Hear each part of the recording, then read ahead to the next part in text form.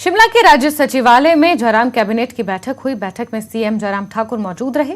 बैठक में बजट की घोषणाओं पर मोहर लगी। वहीं सरकार ने एनटीटी नीति को स्वीकृति दे दी है, जहां अब ठेकेदार के माध्यम से एनटीटी शिक्षक रखे जाएंगे। इसके साथ ही स्कूलों में 11 साल से लगे जलवाहकों को नियमित करने का कैबिनेट ने फैसला लिया है। बैठक में प्रदेश सरकार ने रिफाइंड और सरसों के तेल पर दिए जाने वाले उपदान को 7 महीने तक बढ़ा दिया है और गरीबी रेखा से नीचे रहने वाले उपभोक्ताओं को रिफाइंड और सरसों के तेल पर प्रति पैकेट 10 से 20 रुपए उपदान दिया जाएगा और गरीबी रेखा के ऊपर के उपभोक्ताओं को 5 से 10 रुपए उपदान प्रदान किया जाएगा।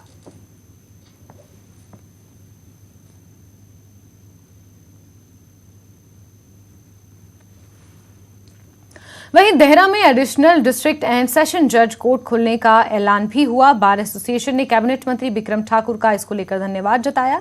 इसके अलावा बार एसोसिएशन ने देहरा शहर में हलवा बांटकर खुशी भी मनाई। साथ ही मुख्यमंत्री जयराम ठाकुर और कैबिनेट मंत्री बिक्रम ठाकुर को देहरा बार में आने का निमंत्रण भी दिया। आज सामूहिक रूप से पूरी बार ने पूरे देहरा में हलवा बांटकर, प्रसाद बांटकर आज ये त्योहार के रूप में इसको बनाया है।